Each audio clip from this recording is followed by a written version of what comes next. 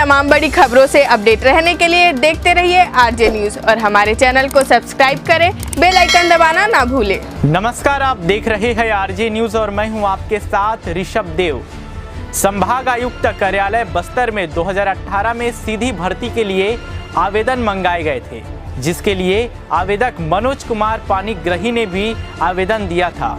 कुछ दिन बाद उसे दूरभाष पर कमिश्नर कार्यालय से पदस्थ सहायक ग्रेड 2 के अधिकारी द्वारा दूरभाष पर कॉल करके नौकरी लगवाने के एवज में 3,10,000 रुपए की मांग की गई और कहा गया यदि सरकारी नौकरी की चाह में जैसे तैसे मनोज ने वह रकम उसे दे दी। इधर कुछ दिन तक नौकरी नहीं लगने से उसने अपनी दी हुई रकम की मांग की। इसके बाद अधिकारी ने उसे 1.5 लाख का चेक दिया, वह चेक बाउंस हो गया। वही इसके बाद उसने एक चेक और दी और कहा इस चेक को कुछ दिनों बाद जमा करना, और आजकल करते करते साल बीतता चला गया। हताश होकर मनोज ने इस मामले की शिकायत संभाग कमिश्नर से की एवं दोषी पर जल्द कार्रवाई की मांग की। विगत वर्ष लगभग 2018 में यहाँ से एक वैकेंसी आई थी भृत्य और वाहन चालक की, जिसमें मैंने भृत्य के पद पर अपना आवेदन किया हुआ था और भर्ती प्रक्रिया क्या हो रही है, कब तक होगी, इसकी मैंने जानकारी लेने आया हुआ था। तो यहाँ के सहायक ग्रेड 2 पुष्कर कुमार गजबिये से मेरा जैसे परिचय हुआ तो मैंने पूछा सर क्या प्रक्रिया है, क्या हो रहा है। तो उन्होंने मुझसे कहा आपका नंबर दे दीजिए, मैं आपको जो भी होगा मैं बता दूँगा।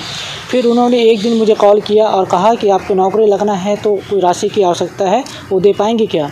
तो बेरोज़गारी और सरकारी नौकरी के लालच में मैं फंस गया और उन्होंने मुझे कहा कि आप 3,10,000 रुपया मुझे दे दीजिए और मैं वो राशि उनको उनके निवास स्थान पर 25 जुलाई सन 2019 को उनके घर पे दिया।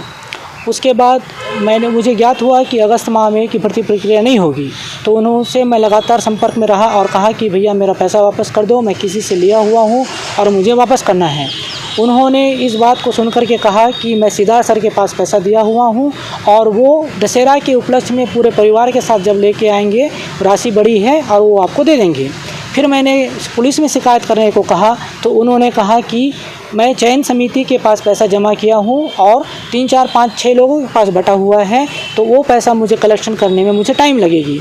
तो मैंने उनसे कहा कि भैया आप उनसे लेके मुझे दे दीजिए या किसी से लेके दे दीजिए, आप उनसे लेते रहना।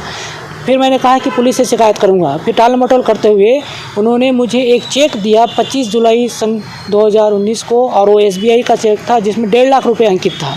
मैंने अपनी जमा पर्ची SBI कलेक्टर शाखा में डाला तो 27 तारीख को मुझे ज्ञात हुआ कि वो चेक बाउंस हो गया है।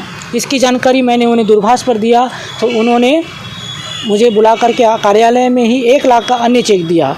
उस चेक को लगाने के लिए अगले दिन मुझे जानकारी दी कि खाते में राशि उपलब्ध नहीं है, आप ना लगाएं।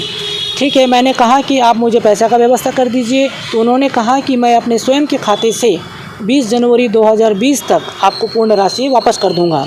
फिर मैं उनके संपर्क में रहा और 10-15 दिनों का समय मांगकर मुझे हर बार उन्होंने ऐसा घुमाया और जनवरी से लेकर के आज पर्यंत तक वो मुझे घुमा रहे हैं। जब अंतिम समय में मैं उनसे कहा कि मैं शिकायत करने जाऊंगा तो उन्होंने कहा कि आप शिकायत कर दो। और इस तरह के आज पर्यंत मैं बहुत परेशान हूँ और मेरी मानसिक स्थिति ठीक नहीं है। मैं ये चिंता में रहता हूँ कि मेरी राशि वापस होगी या नहीं होगी।